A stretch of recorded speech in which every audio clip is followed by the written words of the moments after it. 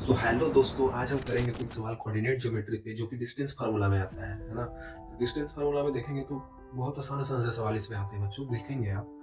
तो बस distance 2 points के बीच में इसमें डिस्टेंस ही निकालना होता है और वो डिस्टेंस आप डिस्टेंस फार्मूला लगा के बहुत आसानी से निकाल सकते हैं। तो चलिए बताता हूँ मैं आपको क्या है इसमें सवाल, ठीक है?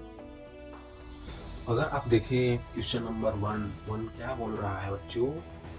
यहाँ पे find the number of find point on the y axis which is equidistance from the point A and B।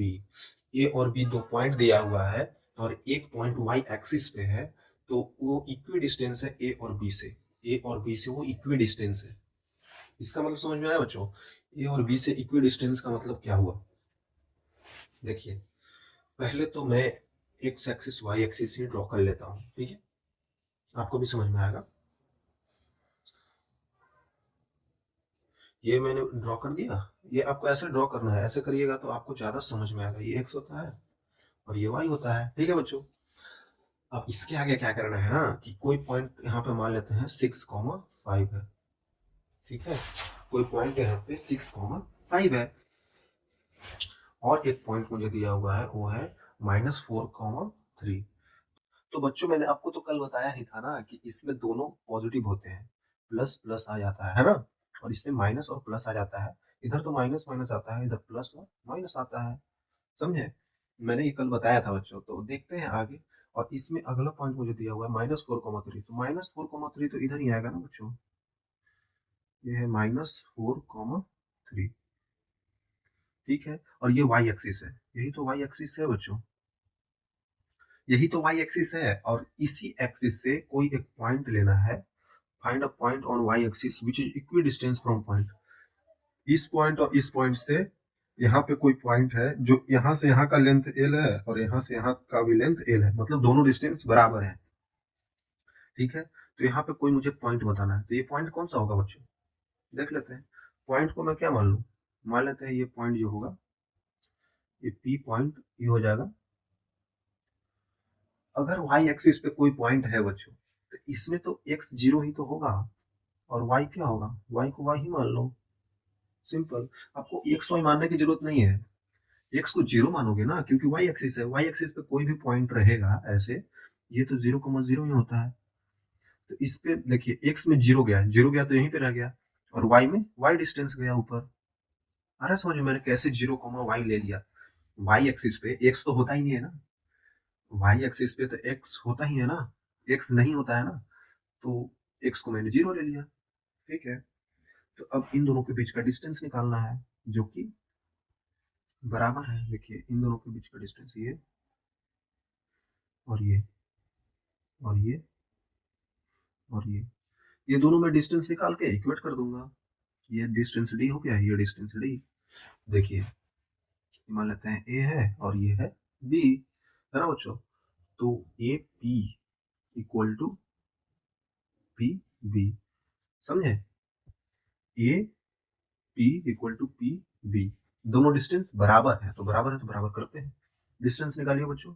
मैंने कल बताया था फार्मूला, डिस्टेंस फार्मूला का, कि दो पॉइंट अगर दिया हुआ हो, एक ये पॉइंट एक ये पॉइंट, तो दोनों के बीच में डिस्टेंस कैसे होता है? एक पहले का डिफरेंस पहले का डिफरेंस, मतलब -4, मतलब इन दोनों को घटाना होता है। बेसिकली आप किसी में से घटाइए, क्योंकि स्क्वायर है ना, तो वही चीज आ जाएगा। तो घटा दीजिए, -4 में से जीरो गया, -4।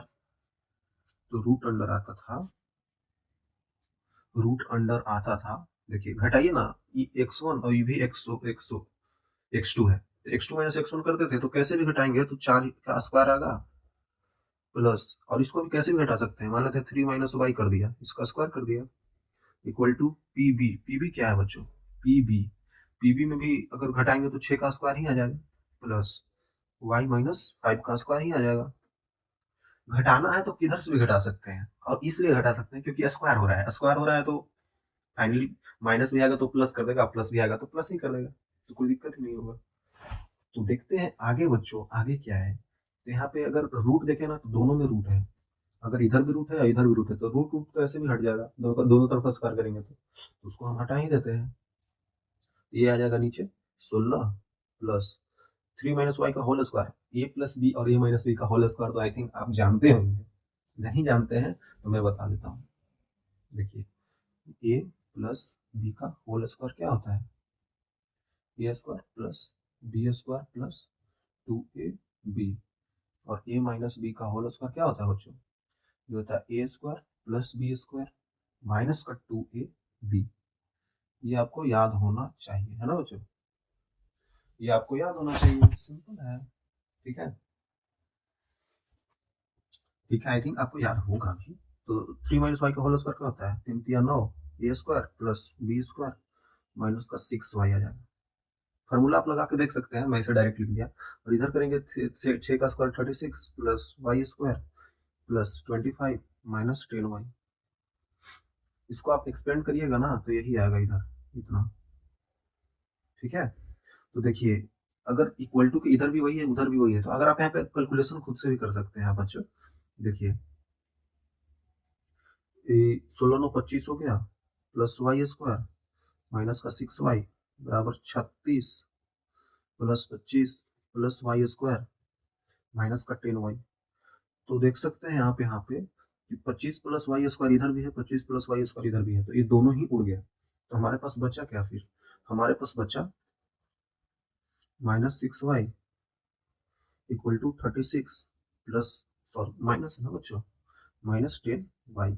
ये हमारे पास बचा। तो इसके आगे क्या करना है, इसके आगे अगर मैं कैलकुलेशन करूँ तो 4y बराबर 36 आ जाएगा, यहाँ से y का वैल्यू मेरा आ जाएगा 4 9 36 9। समझा बच्चों, यही हमारा आंसर हो जाएगा। तो हमारा पॉइंट क्या आया y एक्सिस पे, ये आया 0,9। समझे, 0 इसलिए लिया था क्योंकि y एक्सिस पे है ना, तो y एक्सिस पे पॉइंट है तो x तो चला ही नहीं, तो x तो 0 ही लेंगे ना बच्चों, और x एक्सिस पे होता तो y 0 लेते। एक यहाँ पे कॉन्सेप्ट था, आई थिंक आप समझ गए होंगे बच्चों। ओके, आगे चलते हैं। कहीं पर डाउट हो तो आप कमेंट हमें कर सकते हैं। ठीक है, आगे ये चीज हमें दिया हुआ है सवाल, find the value of y, find the value of y for which the distance between the point this and this is 10 units. अच्छा अच्छा, इसी में y दे दिया है तो इसका y क्या होगा बच्चों, y वही निकालना है। तो दोनों के बीच का डिस्टेंस बताना है। इतना सिंपल सवाल बच्चों, ये हमसे पहले आपको करना होगा। देखो करिए करिए बच्चों, करना है ना, करना है क्योंकि एग्जाम में सवाल आप ही को करना है। ठीक है, और ऐसा भी नहीं है ना कि बहुत हार्ड है कि आप लोग से होएगा ही, आसानी से होगा यार। इतना आसान सवाल किस लिए लाया हो, और आता भी है। p है जो 2,-3 है, और q जो है वो 10,y है। ठीक है, ये दोनों मैंने पॉइंट लिख दिया, इन दोनों के बीच का डिस्टेंस मुझे दिया हुआ है, यह 10। तो पी क्यू क्या होगा बच्चों, बताइए आसानी से, पी क्यू क्या होगा, रूट अंडर 2 - 10 का स्क्वायर, 2 - 10 8, 8 का स्क्वायर प्लस -3 और y इधर भी माइनस कर सकते हैं, कोई दिक्कत नहीं है, कैलकुलेशन को इजी करने y +3 आ जाएगा इसका स्क्वायर। तो यहाँ पे अगर पी क्यू कितना आया था हमारा 10, अगर मैं ये स्क्वायर हटा दूं बच्चों, अगर कोई स्क्वायर है मान लेते इधर 10 है, ये y है, तो इसको स्क्वायर हटाएंगे ना, मतलब दोनों तरफ स्क्वायर कर दे, 10 का स्क्वायर और रूट का स्क्वायर करेंगे तो y आ जाएगा। समझे, रूट हटता है तो इधर स्क्वायर आता है, ये आपको पता होना चाहिए। ठीक है, पता होगा आपको, वाई स्क्वायर 10 स्क्वायर आ जाएगा इक्वल टू 8 का स्क्वायर प्लस y +3 का होल स्क्वायर, तो ये 100 हो जाएगा बराबर 64 plus Y square plus 9 plus 6y। तो यहाँ से कैलकुलेशन करके करें वाई स्क्वायर प्लस 6y, तो कितना आ जाएगा बच्चों, 36 आ जाएगा, -36, -36 है और +9 है तो कितना होगा 26, नहीं नहीं 27 आएगा, माइनस का 27 इक्वल टू 0। ओके, यहाँ से अगर आप क्वाड्रेटिक इक्वेशन पढ़े हो तो सॉल्व कर सकते हैं। तो इसको मैं अगर सॉल्व करूँ तो कितना आएगा बच्चों, ये क्वाड्रेटिक इक्वेशन बन गया, क्वाड्रेटिक, अगर आपको नहीं पता है क्वाड्रेटिक इक्वेशन तो इसमें दो सॉल्यूशन आते हैं, क्योंकि यहाँ पे स्क्वायर है ना वाई का स्क्वायर, यहाँ पे दो सॉल्यूशन आते हैं, उसमें से एक को एक्सेप्ट करना होता है। ठीक है, तो इसको सोल्व करने के लिए पता है बीच टर्म को तोड़ना होता है, 6y को हमें तोड़ना है। इसको कैसे तोड़े, दो पार्ट में, ताकि 27 आ जाए गुना करने से। तो हाँ 9 और 3 में तोड़ देंगे बच्चों, देख लीजिए, y² plus 9y -3y -27 equal to 0।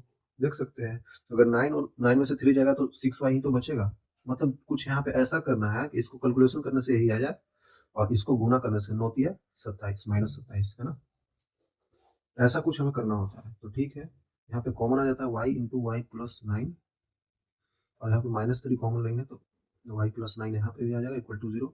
एक यहाँ पे y प्लस 9 कॉमन ले लेंगे और एक y माइनस 3 इक्वल टू 0। यहाँ से अगर दोनों को मैं देखूँ तो एक y का वैल्यू आएगा माइनस का 9 और एक y का वैल्यू आएगा प्लस का 3। यही दो को मेरा आंसर आ जाएगा y का। तो बोल रहा था कि find the values of y, तो y का दो वैल्यू आ रहा है, y का दो वैल्यू आ रहा है, एक है 9 एक है 3। ठीक है, तो ये दोनों पॉसिबल है बच्चों, क्योंकि आगे का कुछ हमें फर्दर इन्फॉर्मेशन दिया नहीं है। ठीक है, यही हमारा आंसर हो जाएगा -9 और 3। ये y में पुट कर देंगे -9 या फिर 3। चलिए ठीक है बच्चों, आई थिंक आप समझे होंगे, तो फिर से आगे बढ़ते हैं। ये भी सवाल तो कुछ उसी टाइप का है। ये सब सवाल जो कर रहा है ना बच्चों, ऐसा ही एग्जाम में आता है, करना है इसको आपको, करना तो होगा ही। क्यों दिया हुआ है, is equi distance from point P and R, P और आर पॉइंट है, दोनों से इक्वी डिस्टेंस है। ठीक है, दोनों से इक्वी डिस्टेंस की, find the values of x also find distance. अच्छा अच्छा अच्छा, ठीक है, फिर से वही सवाल बच्चों, फिर से वही सवाल है। चलिए करते हैं। आपको पहले करना है बच्चों, मेरे से पहले, है ना, तभी तो आप वहां कर पाइएगा। देखिए पी और आर है दो पॉइंट, ये हो गया पी और ये हो गया आर। पी पॉइंट कितना है 5, -3 और आर पॉइंट है x, 6। ठीक है, और यहाँ पे कोई पॉइंट क्यू है जो कि इक्वी डिस्टेंस है। इक्वी डिस्टेंस मतलब इक्वल इक्वल डिस्टेंस होता है। क्यू कितना है 0,1। तो इस इक्वी डिस्टेंस मतलब ये डिस्टेंस और ये डिस्टेंस दोनों इक्वल है, दोनों डिस्टेंस डिग्री है। तो इक्वल डिस्टेंस है तो क्या करेंगे हम, दोनों को इक्वेट करेंगे। इसका मतलब कि इसका मतलब कि पी क्यू और क्यू आर दोनों बराबर ही है, इक्वल है। समझे बच्चों, इक्वी डिस्टेंस मतलब इक्वल है तो इक्वेट कर दीजिए। तो पी क्यू का डिस्टेंस कितना आएगा, √5 - 0 का स्क्वायर 5 स्क्वायर प्लस 3 माइनस, हाँ तो वही आ जाएगा, फिर 4 का स्क्वायर आ जाएगा इक्वल टू क्यू आर कितना है बच्चों, क्यू आर अच्छा अच्छा एक्स का स्क्वायर आ जाएगा प्लस इसको करने 5 का स्क्वायर आ जाएगा। सिंपल, तो इसको रूट हटा देंगे तो 5 का स्क्वायर प्लस 4 का स्क्वायर बराबर एक्स स्क्वायर प्लस 5 का स्क्वायर। और यहाँ पे देखें तो 5 स्क्वायर दोनों तरफ है तो ये तो कट ही जाएगा, मतलब माइनस हो जाएगा। तो यहाँ पे एक्स स्क्वायर का वैल्यू कितना है बच्चों, 4 का स्क्वायर। तो एक्स यहाँ पे क्या हो सकता है, +- 4 हो सकता है। समझे, एक्स का वैल्यू यहाँ पे +- 4 हो सकता है, क्योंकि क्वाड्रेटिक आ गया ना, तो +- 4 का आंसर हो सकता है। Also find the distance QR and PR। QR और PR हमें निकालना है। ठीक है, अब x का वैल्यू ही तो रखना है यहाँ पे, तो ये पॉइंट क्या बन जाएगा बच्चों, x का वैल्यू मान लेते हैं 4,6 या फिर -4,6, दो वैल्यू आया मेरे का। ठीक है, तो मुझे पूछ रहा है फिर यहाँ पे क्वेश्चन आगे कि QR और PR क्या होगा, ये दोनों डिस्टेंस क्या होगा। तो QR और PR आप नहीं निकाल सकते हैं क्या, आप QR और PR नहीं निकाल सकते हैं, आसानी से निकाल सकते हैं। ये R है, QR ये हो गया और PR ये हो गया। ये पॉइंट पता है, ये पॉइंट पता है, तो दोस्तों आसानी से निकाल सकते हैं। ये आपका होमवर्क है, हमें ये दोनों का आंसर चाहिए, QR और PR क्या होगा। आलसी नहीं बनना है, मैं जानता हूँ बहुत सारे लोग देख के क्या करें भैया, करोगे तभी तो एग्जाम में करोगे, है ना, तो करना जरूरी है। ठीक है बच्चों, ठीक है, ओके, तो ये सवाल आपको करना है। चलिए देखते हैं आगे क्या है। अच्छा, आगे जैसे हमने डिस्टेंस फार्मूला पढ़ा ना बच्चों, वैसे ही एक सेक्शन फार्मूला होता है। सेक्शन फार्मूला में एक पॉइंट जो होता है वो डिवाइड करता है दो पॉइंट्स को किसी रेशियो में। ठीक है, तो वैसा ही इसमें भी है। तो ये मैं एनसीईआरटी से लाया हूँ, एक्चुअली मैं ये कर सकता था प्रूफ, लेकिन इसमें बच्चों टाइम लग जाएगा, और टाइम लग जाएगा तो फिर और क्वेश्चन कराने के लिए टाइम बचेगा नहीं, है ना। तो इसमें भी आप देख सकते हैं, सेम ही चीज तो है बच्चों, मैं भी वही बताता हूँ।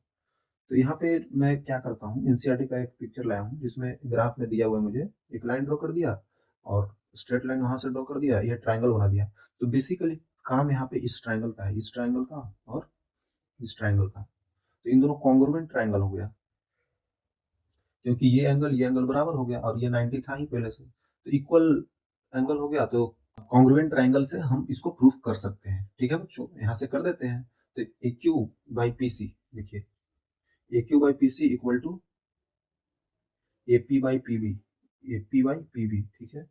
और फिर P Q by B C, देखिए यही तीन चीज यहाँ पे कॉन्ग्रुएंट ट्राइंगल का यूज करके तीन साइड्स को लिख दिए। और साइड्स कैसे निकालेंगे, x1 y1 है, x2 y2 है, x y। तो यहाँ से आप अगर वैसे कैलकुलेट करें, जैसे यहाँ से x1 दूरी है, ये y1 है, ये x है, ये y है ये x2 है, ये y2 है, तो वैसे ही दूरी कैलकुलेट करेंगे तो ऐसा ऐसा आ जाएगा। आसान है बच्चों, अगर आप देखें ध्यान से ना तो सब समझ में आ जाएगा। और उसके बाद क्या करना है, वैसे ही इस पे पुट कर देना है सारे को इक्वेट करके। देखिए पुट कर दिया, इसके बाद क्या करना है, एक ये दोनों को इक्वेट करो और एक बार ये दोनों को इक्वेट करो। इक्वेट करने से हमारा एक्स और वाई पॉइंट ये आ जाता है। इक्वेट करने पे हमारा ये दोनों पॉइंट आ जाता है। ठीक है बच्चों, एक्स और वाई मतलब कोई भी लाइन हो, जैसे मैं आपको यहाँ पे अच्छे से बता देता हूँ। चलिए नेक्स्ट पेज पे बताता हूँ, है ना। तो देखते हैं बच्चों, यहाँ पे मान लेते हैं कि ये अगर हमें कुछ ऐसे लाइन दे दिया, हमें ये लाइन दे दिया और हमें बोला गया कि ये पॉइंट ये P है और ये Q है। ये पॉइंट मान लेते हैं x1 y1, मान लेते हैं कुछ भी x2 और y2, ये दो पॉइंट दे दिया। और मान लेते हैं ये पॉइंट मुझे दे दिया m, ये पॉइंट मुझे दे दिया m, ये है x, y। ऐसे ही एक लाइन पे तीन पॉइंट है जहां पे ये x1 y1, ये x2 y2 और ये x, y दे दिया। ठीक है, और अगर हम देखें ना तो ये लाइन डिवाइड भी हो रहा है, ये कुछ पार्ट है और ये कुछ पार्ट है। और अब देख सकते हैं ये कम है और ये ज्यादा है ना, ये ज्यादा पार्ट है, ये लार्ज है और ये स्मॉल पार्ट है। तो इसको कुछ रेशियो में डिवाइड होता है। मान लेते हैं कि ये रेशियो हमारे पास m रेशियो n है, समझे। मतलब यहाँ से यहाँ तक की दूरी m है और यहाँ से यहाँ तक की दूरी n है। मतलब इस रेशियो में डिवाइड हो रहा है। दूरी को एक्चुअली हम काटेंगे ना तो हम इसी पे पहुंचेंगे। रेशियो है बच्चों, 1:2, 3:2, ऐसा आपने पढ़ा होगा ना, तो रेशियो में है। एग्जाम्पल में आप देखे होंगे कहीं पे m रेशियो n है तो ये हो जाएगा 3:2, कुछ आ जाएगा 4:1, कुछ इस टाइप का आता है ना। तो उसी का यूज उस वैसे ही यहाँ पे भी होता है बच्चों। तो देख लेते हैं m रेशियो n में डिवाइड कर रहे हैं। ये इसको भी बाद में लिखेंगे, यहाँ पे जगह नहीं है। हाँ तो बच्चों देखिए, यहाँ पे मैं बता रहा था कि अगर ऐसा हो तो यहाँ पे x क्या होता है, x हमको अगर निकालना हो, ये x क्या होगा और y क्या होगा। तो x का फॉर्मूला होता है mx2 plus nx1 divided by m plus n। और y क्या होता है my2 plus ny1 divided by m plus n। ये आपको याद रखना पड़ेगा बच्चों, है ना, और है भी आसान। तो बच्चों मैंने x और y कोऑर्डिनेट का फॉर्मूला बता दिया, जो कि ये और ये आता है। ठीक है, और ये कैसे आया, तो अगर मैं ये बताना चाहूँ ये कैसे आया, तो देखिए ये m जो होता है ना, mx2 इससे मल्टीप्लाई होगा फर्स्ट वाले से, और nx1 यहाँ से होगा और divide by m plus n। उसी तरीका से my2 इससे मल्टीप्लाई होगा और फिर ny1 इससे मल्टीप्लाई होगा और नीचे m प्लस n। ये फॉर्मूला याद रखने का ट्रिक है, और ये डायरेक्ट यूज करेंगे ना, उससे हम प्रूव करके जाएंगे तो हमारा बहुत ज़्यादा टाइम चला जाएगा, इसीलिए हम इसका ही यूज करेंगे। ठीक है बच्चों, डायरेक्टली एक्स वाई का फॉर्मूला यूज कर लेंगे। ओके, क्लियर होगा आपको।